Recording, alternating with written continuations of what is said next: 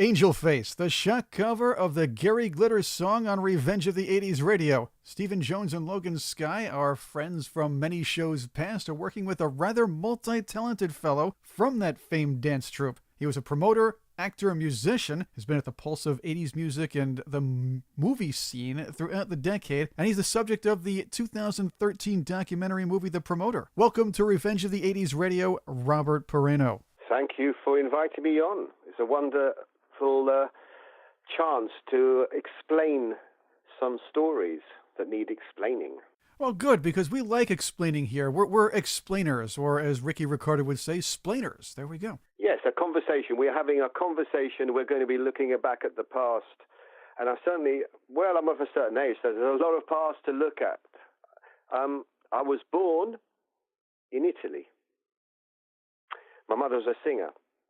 She, Enrica Pereno, made lots of music back in the 50s. She went to India to sing in a band. She had a contract. And in India, she met my father, who was English, a bit of a playboy.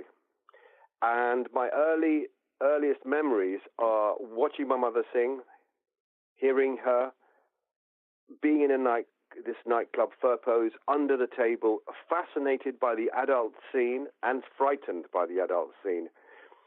And it stayed with me all my life. And somewhere along the line, I wanted to create what I experienced as a child.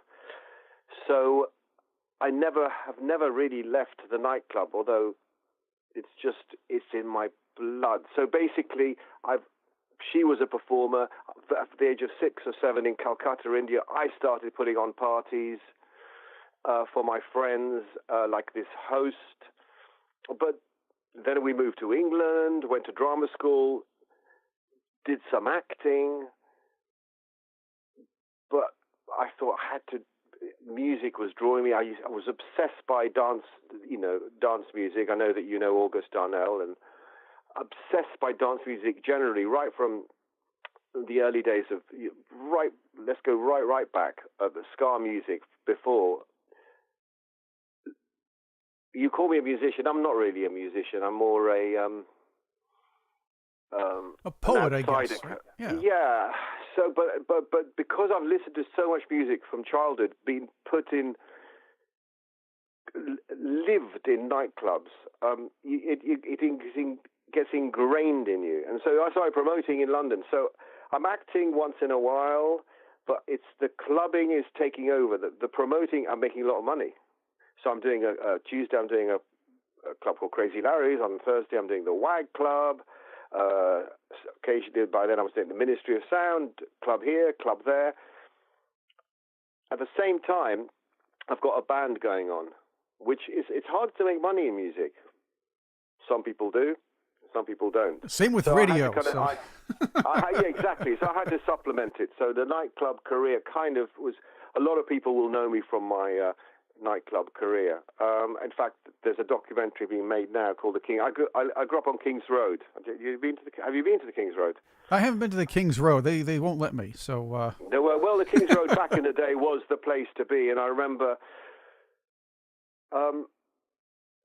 I'm someone who's just been fascinated by all the outsider scenes. So I knew all the Sex Pistols. Adamant was a friend.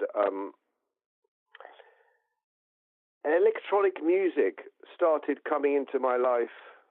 Really, I remember hearing where would I say, like Fat Gadget, Frank Tovey, and Mute Records. The early stuff by Human League.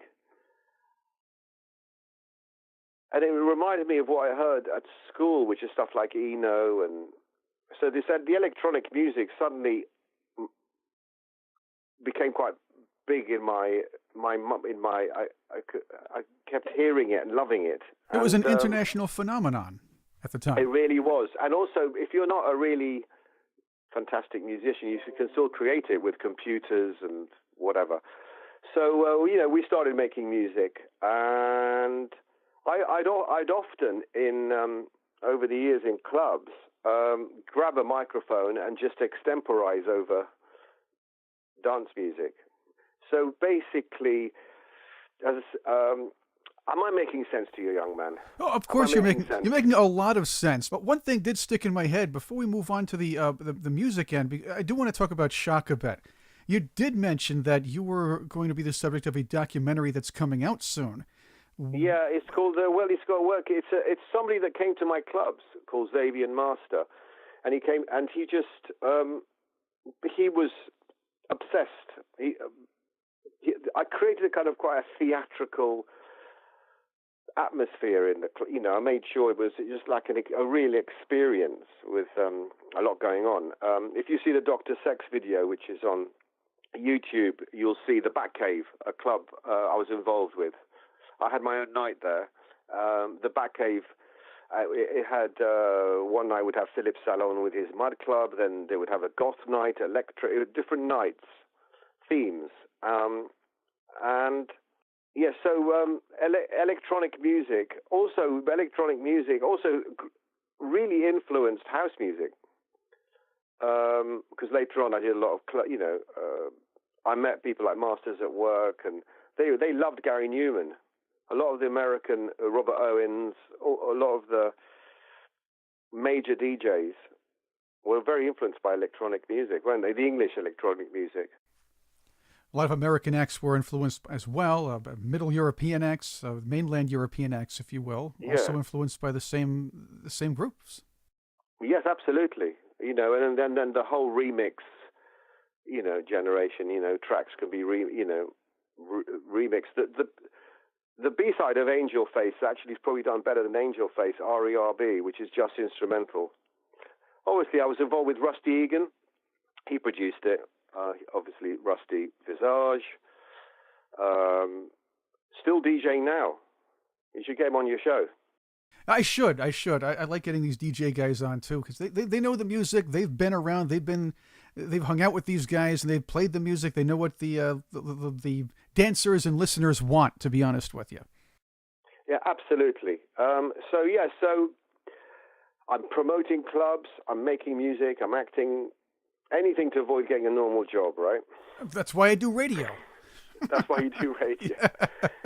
Yeah. So basically, to cut a long story short, and it's a long story. In 2015, I met Logan, who's sitting right here, and I said, "Well, I've got all these words." He came over. We put the words to music. It's taken about 3 years, this project. I see it as a kind of biography. Aftershock, obviously there was Shock. Now this is Aftershock, and it's only a project like this needs me to be older, because to look back and to really make sense of the past, you need certain space from the past. Because I was young, I was too busy doing. I was constantly out there. That makes sense. You made this. Yeah, you were making the stories that you're telling today. There you go. Absolutely. I'm now able to, the old man on the hill, looking back with a certain clarity. It's still, the past is a very vague place to be. It's very, so everyone's got their own truth. So it's very much a I see it as I read a lot, a kind of biography, a memoir. And Logan creates a cinematic kind of music, I like to think. Absolutely. We have done shows in art galleries in interesting places. We try to choose interesting places people like to label things, don't they? Which is understandable, because people like to before you want to know what you're going to eat before you eat it, what you hear, what genre it is, where it fits in. And I don't know where we quite fit in with this, but I'm sure you'll understand. We'll make up our own. That's how we do it.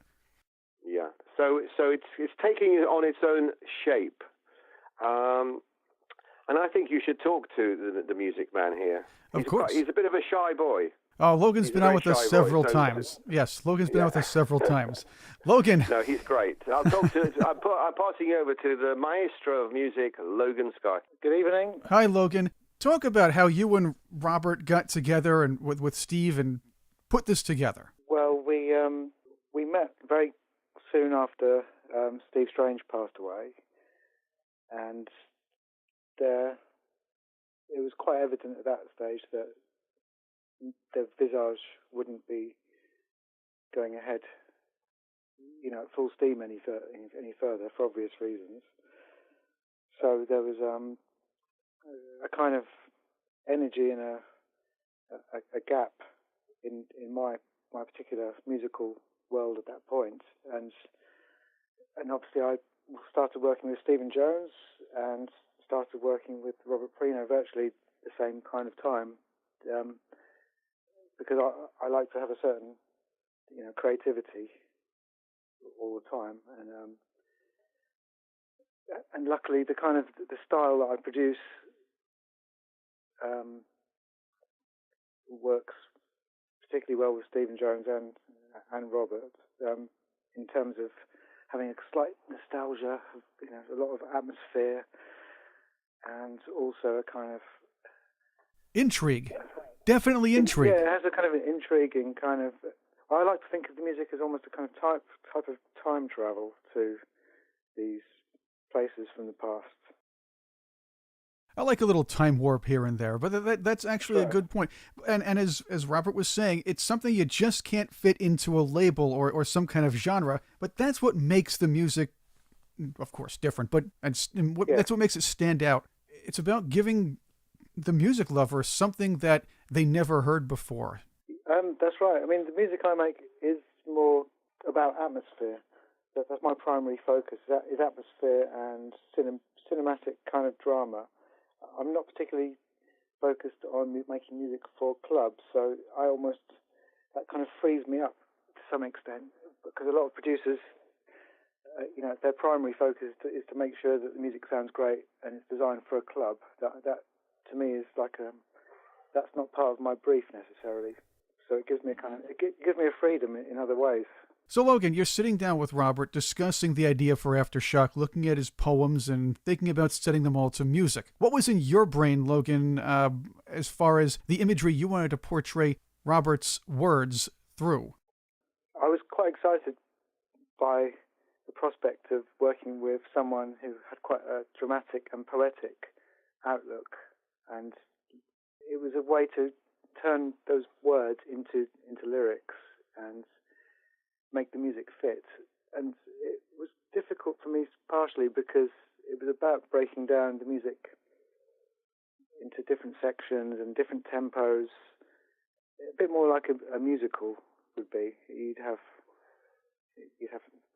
30 seconds of music, then you may have like a quiet bit, and then you have a dramatic bit, and then something comes onto stage. And so I'm looking at it more from a dramatic point of view musically. And a lot of spoken word, too. And we actually, in our last interview, when we were discussing the album, the last album you and Steve put together, we were talking about spoken word a little bit. There's a lot of that with Robert's album. There is.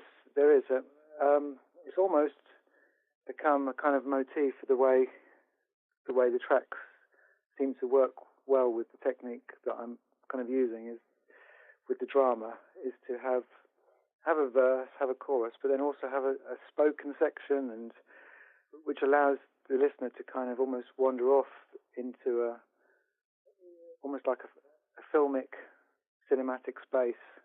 Not necessarily just a pop, the limit of a pop song. You're actually taking you more into the realms of, listening to an instrumental or classic music. It's a kind of diversionary tactic which takes you away from the pop song temporarily. It's the diversion that brings you from the pop to the intrigue. That's how that works. Yeah, takes you from pop to intrigue. Yes. Robert Pereno and Logan Skye are with me on Revenge of the 80s Radio. Robert, we are playing Aftershock in just a little bit. Talk about that track. I was thinking, because we've been talking for a while, I always thought, till I met Logan, that I was a good communicator, a good ad-libber, and I'm not. I'm much better if I can control, basically I'm doing this music and we're writing this stuff in order to communicate. It's to converse with you in a terse and cogent way, which I'm unable to do. I spent all my life thinking I was very good. I busk, I can talk. I can hear myself trying to explain to you stuff. Right, and that's how to bring in the crowds to the clubs too. A lot of the gabbing, a lot of the talking. Yeah, but if you do something focused, like a song, with the video, with the words are controlled, I feel you'll understand me better. Just talking to you, I can hear myself. I can get. Do I mean what I'm saying? I get into I think theatre controls the madness, but in the end, by doing that, it's even madder. I'd like to think that what you're going to hear will connect you to me better than me talking to you now, where nerves come in, where I'm trying to think on top of my head answers. So it's about connecting. Ian Forster, just connect, only connect. That makes a lot of sense, and yeah, exactly. Having said that, Robert, what do you want fans of you, fans of music, and listeners to the album? What do you want them to know most about you through this? It's been an ambition all my. People always talk about their successes. I think I've really been defined by the fact my mother died very disappointed that I hadn't settled down. I half finished projects. I spent my whole life running away. I'm now ended up for the last 6 years in a committed relationship where I'm on a project I can't run. I'm correcting my past by finishing, by talking about. So I'm looking back. I'm making a success out of my failures. Why I kind of suddenly stopped doing shock. I don't want to do it anymore. This spoiled. I've spent a lot of my life running away. Not scared of failure, but scared of success. It's much easier to deal with failure, I think, than success. Because any time I've had any success, I get overexcited. It scares me. And so I've but now I am really caution to the wind, and it might be too late. I don't know. So no, now you're preaching to the proverbial choir here, Robert. Fear of success is something we all can relate to. Because it's much easier. I often quote this. Gustave Flaubert said, "The greatest vice of all is not drugs or drink; it's self-pity." I love self-pity. Give me £1 million, and we'll fly to the Caribbean and have lovely cocktails and feel sorry for ourselves. You'll meet the nicest ladies who want to save our lives. So I've often, I remember running away.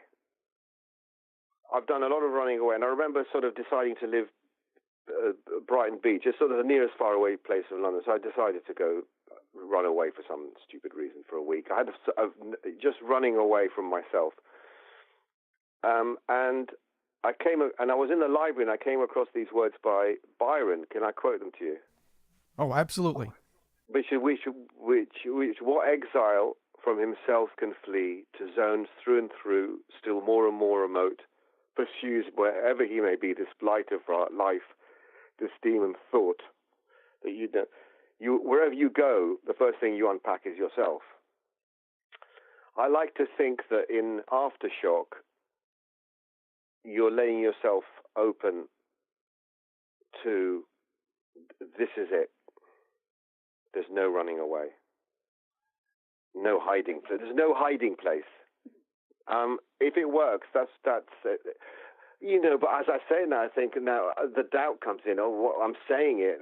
It's almost so. Really, it's it's a bio. Mark Twain wrote his biography. He wrote. He didn't allow it to come out 100 years till after he died. I read it a few years ago. So we're bringing out this before I die. So there you go. So we're being brave. Hopefully we're being brave without upsetting anyone. Well, again, it's more relatable, I guess, to many of your listeners. Think about it this way. A lot of artists will talk about or sing about some of their highs. Will sing about the great things they've done. But one of the reasons why certain types of music, and in America, country music's pretty popular. The stories are kind of depressing and kind of down. A lot of these artists sing about some of the failures they've had. Right. It makes the artist seem like a real person rather than somebody they just listen to or watch on television when you hear about their failures. Yeah, I mean, you're looking. What's interesting about the difference? Like in the 80s, I quite admire the new generation now, where it's less tribal. You kind of like, if you like Patsy Cline's Crazy, you can go off and remix it and make it electronic. You know, I remember in the 70s, if you liked punk, you couldn't say you liked disco as well. You know, it was quite tribal. And now it's more of a mashup, isn't it? Because they're downloading. It comes from all directions. You pick what you like. It could, Does that make sense? Makes a lot of sense. Yeah, so I think that's healthy. I think it's kind of healthy. You don't have to just be football, support one team. You can like things from all directions. And the beauty, people like Logan can mix it all up. Where, I think it started with the sampling and the DJs, and you can sample things from anywhere. You can take, from Beethoven to Ed Sheeran, whoever. Or some kids throwing, or a marching band even. Yeah, absolutely. The whole grime scene, the rap scene. They just. I remember, Gary Newman was very uncool in certain crowds. He was seen as, and now he's super cool. And the DJs in America loved him. And I'm looking at a picture of him right now. And Shock, of course, we supported him at Wembley. A long time ago. I was just going to bring up this thing of, obviously we're talking, I'm not famous. Yeah, I was at the bus stop the other day and I met this young man. We were talking, the bus was late. And he's 17 and he's got a punk band. So I said, name dropping. It says, I know Adamant and the Sex Pistols and a few people. And we were talking, and I said, did you like The Fall, Marky Smith? Never heard of him. So the nature of fame is if you've heard, so he's now heard of me. He hasn't heard of Marky Smith. And he hadn't really, and I bump into young people who haven't heard of Adamant. Now that happens. That happens often here. The nature of fame is as always fascinates me. Who is obviously someone like Beyonce is extremely famous now, but might not be in 50 years. Fame is. So I think in our music, doing our music, we're looking at the nature of failure and success. Where there's a track called Mask. The masks we wear, how we justify, or we all justify. I'd rather hear about someone's failures than successes. Actually, I think that's more interesting. But you're very terse and you're a good listener. You're eloquent. I can see you're a very good DJ. And I can get into a jumble. You're asking me questions, and my whole mind now is like awash with what did I say? Did I mean this? Did I mean that? But The Revenge of the 80s, I think, that's a great name for a radio show. Well, they're back with a vengeance and maybe a few grudges, too. That's why they're seeking revenge. Yes, absolutely. So anyway, ask me another question. I'll tell you no lie. Okay. We are unfortunately running out of time, but I would be remiss, and I really would not want to not ask you this question. From what I understand, you're a book guy. I am. I do read a lot, from Jonathan Franzen to Mark Twain to whatever. Yes, I do read a lot. So one book that guided your life and your career, I know there are lots of them, but if you could pick one, what would it be? One book. Now, okay, a biography or a novel? Promoter's choice. Do you know what I'm reading? Good goodness me. Obviously in the classic books, Madame Bovary by Gustave Flaubert, I was fascinated by him. That's a perfect book. But there's been some good biographies. There's a really good biography on Brett Anderson from Suede, I've just read. Coal Black Moanlings. It's a really, really good biography. I'm going to, you know what? Because that's out, he's not quite 80s, he's more 90s. It's a very, very interesting, and also you'll learn a lot about the English psyche. If you read it, you'll know what an English boy is. And I'm only half an English boy. By the way, are you half Italian? I'm part Italian and part Hungarian. Wow, that's a rock and roll mix. I'm half Italian, so buonasera e mille grazie. Che bella musica, la bella musica. Say goodbye to Mr. Sky. Adios. There we go. That's Spanish, though, instead. And ciao. Logan, thank you very much, too. Thank you, Dr. Entry. Logan, Sky, Robert Pereno, thank you for joining us here on Revenge of the 80s Radio. Let's play one of the new tracks from Aftershock, the title track on Revenge of the 80s Radio.